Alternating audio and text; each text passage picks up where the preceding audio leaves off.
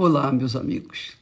Deus abençoe a vocês todos, em nome do Senhor Jesus. E até também os inimigos, aqueles que odeiam aos cristãos, aqueles que querem mais que o cristão morra e a notícia corra e eles sejam os primeiros a saberem.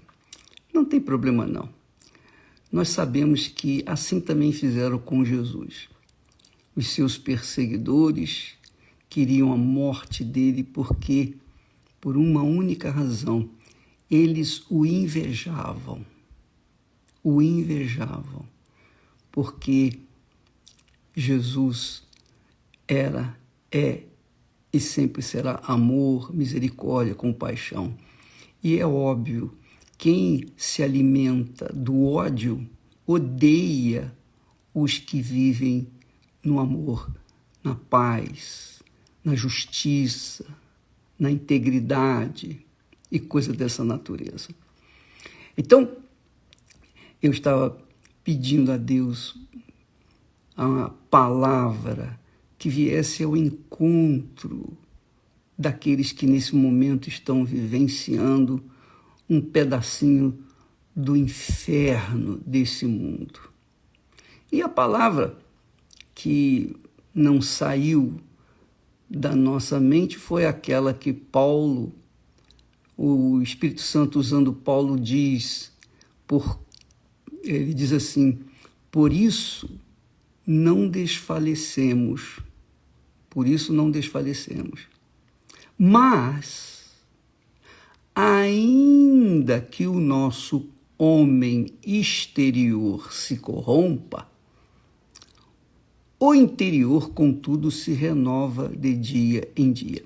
Paulo está falando aqui sobre o homem, sobre o vaso de barro, a carne, o vaso, o instrumento.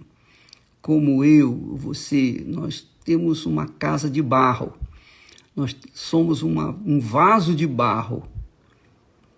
Esse vaso de barro carrega a glória, o poder da glória, o tesouro que é o Espírito Santo, se é que nós temos o Espírito Santo. Então, quando a pessoa tem o Espírito Santo, ainda que essa pessoa seja um vaso de barro, mesmo assim carrega o puríssimo ouro, o glorioso ouro do Espírito de Deus dentro de si. Mas ele fala da corrupção. Ele fala, por isso, não desfalecemos. Mas ainda que o nosso homem exterior se corrompa, aí eu fiquei pensando, o homem exterior se corrompa? O que é essa corrupção? O que esse homem exterior se corrompe? O homem exterior que se corrompe, ou o que faz esse vaso ou essa carne, essa casca se corromper?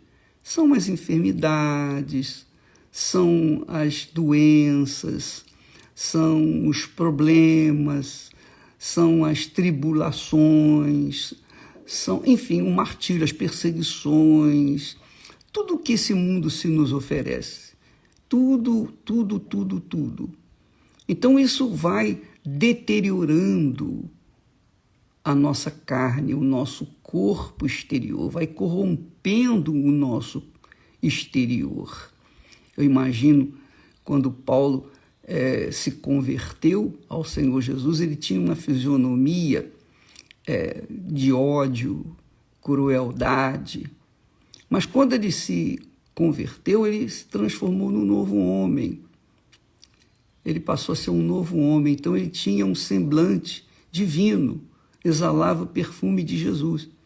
Mas, diante das lutas, das provações, das tribulações, de ter sido tão perseguido ao ponto de ser jogado num poço profundo, em que lá ele não tinha sanitários, lá ele não tinha o mínimo de higiene. O poço era úmido, muito úmido, E ele estava naquele poço úmido com frio, sofria com frio. Então, seu corpo se deteriorava dentro daquele poço. Ali ele defecava, ali ele urinava, ali ele recebia comida que vinha num balde por uma corda e ele comia. Quer dizer, ali não havia descarga para eliminar as fezes, nada disso. Ele comia a sua comida no meio das fezes. É claro que o corpo dele não suportava, não estava aguentando aquela situação. Aliás, aguentou até o dia em que ele foi condenado à morte, foi decapitado. Mas, enquanto ele estava ali, o seu corpo sofria corrupções pelas circunstâncias que ele estava vivendo. Então, ele podia falar muito bem o que era a corrupção do exterior, do homem exterior. Porém, ele diz, contudo, quer dizer, com tudo isso, o homem interior se renova de dia em dia, quer dizer, a cada dia. Então, veja só, eu lembro também, claro que nós não podemos nem comparar com Paulo, mas quando nós fomos colocados na prisão, eu lembro também que ali eu estava numa condição física deplorável, ruim, perversa. O meu corpo estava sendo corrompido pelas circunstâncias. Porém, a minha fé se renovava a cada dia. Porque você sabia, se não sabia, vai saber. Nós, cristãos, só crescemos, só desenvolvemos a nossa fé nas dificuldades, nas provações, nos desertos. Nós não podemos crescer na fé, desenvolver a nossa fé na base das facilidades, de jeito nenhum. Então, uma pessoa que não tem, por exemplo, um cristão que não tem dificuldade, que não encontra provações, cujo corpo não se deteriora, é porque essa pessoa, esse cristão, não passou pelo deserto. Então, é uma pessoa fraca, débil, é como um legume. Sua fé é muito tênue, sua fé é muito fragilizada. Qualquer coisinha, qualquer soprinho, pronto, a pessoa cai no desespero, quer se matar e etc, etc, etc. Mas quando a pessoa passa pelo crivo do deserto, das dificuldades, das provações, dos poços, quando a pessoa passa pelas perseguições, injustiças, calúnias, acusações falsas, quando ela passa por prisões, quando ela passa pelo inferno, é aí que ela se torna mais forte. Quando ela sai dali, ela sai fortalecida. Ela tem uma experiência de vida com Deus. Ela não tem uma experiência de teoria da palavra de Deus. Ela não tem aquele conhecimento teórico da Bíblia. Não, ela tem o conhecimento prático. Ela vivenciou aquilo. E isso, minha amiga, meu amigo, é a corrupção que acontece no nosso exterior, que vem trazer aquele estímulo para o nosso interior, aquela força para aquele nosso interior. E veja bem, você que está me assistindo nesse momento e que tem estado desanimada, triste, você está assim abatido por causa das circunstâncias da vida, não fique impressionado, não. Você sabe, se não sabe, vai saber.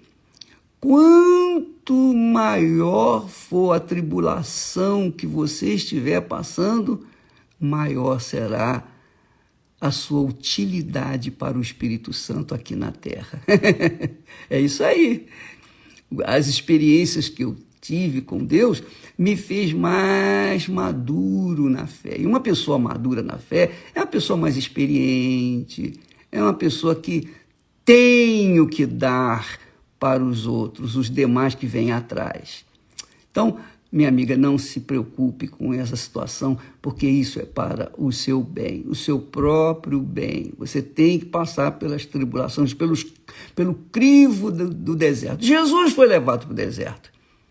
Olha só, o próprio Filho de Deus foi levado ao deserto pelo próprio Espírito Santo. Foi o Espírito Santo que levou Jesus para o deserto.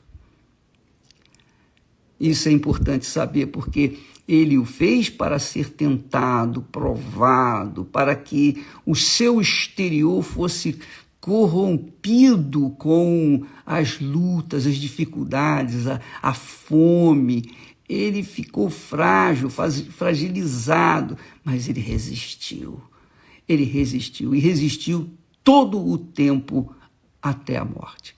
Então, ele é o nosso referencial, nosso exemplo.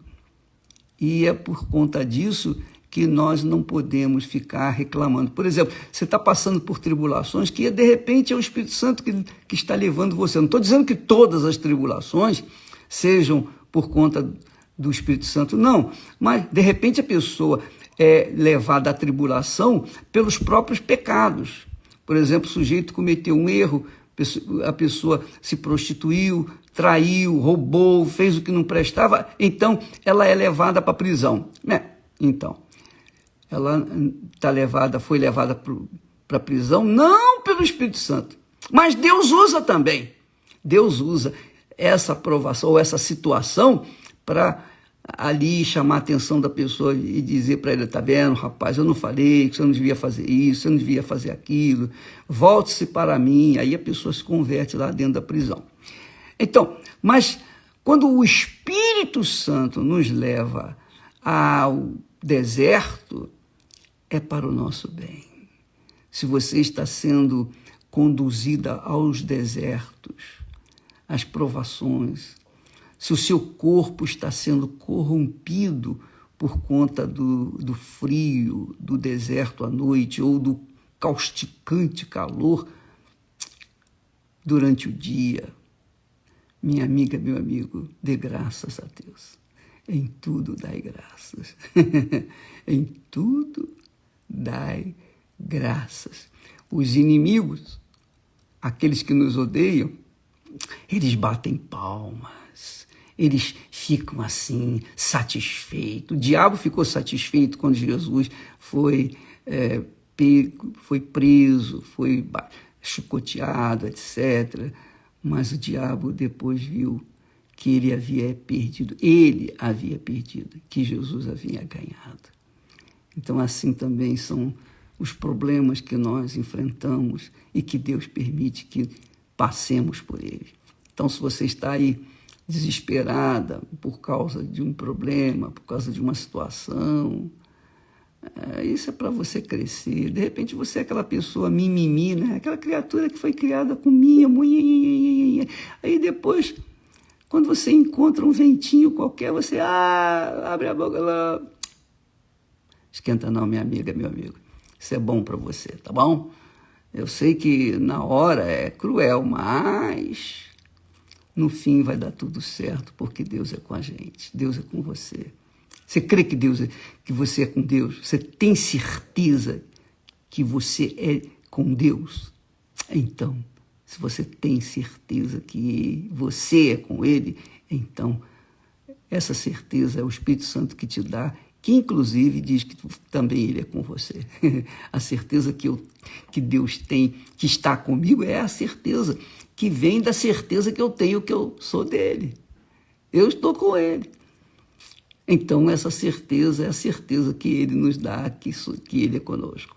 Não desanima não, vai em frente. Não fique aí desanimada, triste, lamentando, choramingando, buscando misericórdia, nada disso. Não se vitimize, não seja vítima, não fique na condição de vítima, chorando, não, faça isso não.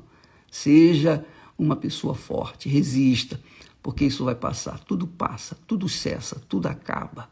Mas aquele que permanece na fé, esse vai alcançar o eterno peso de glória.